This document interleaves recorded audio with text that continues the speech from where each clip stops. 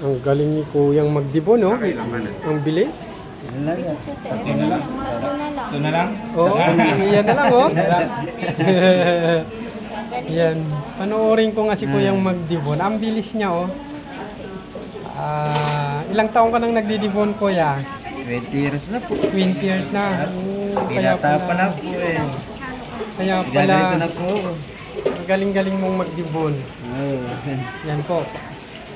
Ganyan pala ang pagdidibon sa mga nga gustong matuto, ano? Madali na naman po. Yes, yan. Tsaga-tsaga lang po talaga sa ganito. Tingnan niyo yun, oh.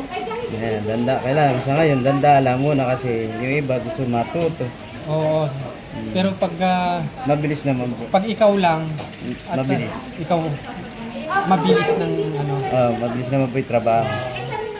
Kailangan siyempre, yung may nanonood, kailangan dandahan nila para nakikita. Oo.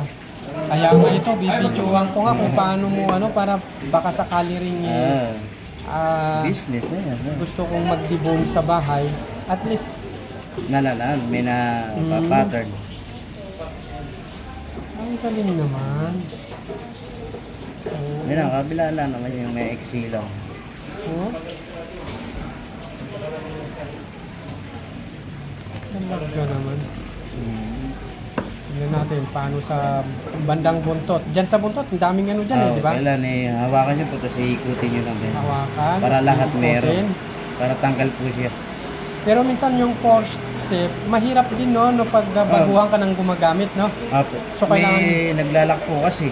Kailangan mong May din technique ka. Gagawin sanayin mo, ano? Apo. Pag nagamay mo na po, isang araw lang naman yan. Paano ba yung Nagamay mo. technique niyan sa forceps? Yung may naglalak po yung ganun. Lalaki. Konti lang. Okay. Iiwas mo na siya ng lodi ganun. Ang daliri mo. Gaganon mo lang. Para hindi na siya naglalak. Konti lang naman. Mag-ikuting tip lang na ganun. Para hindi siya mag-lock. Hindi mo na siya lock pagka paikot. Ulo. Kuya, Ay. nagtitipon ka, sir? Sige nga, pag nagsimula ako, bibidyohan kita. Doon lang po sa isang ano. Ayan, meron pa tatlo. Eh, kaya nga. Pwede Pag yun nagsimula sa ako ano. from the start. Sa buo. Ha? Kaya rin na lang meron. Ay, sorry. Sabi ko sa kuya naman. Yun nga, sinabi ko. Sige, sige. Pagkayari niya, saka ako bibidyohan. Ayan na.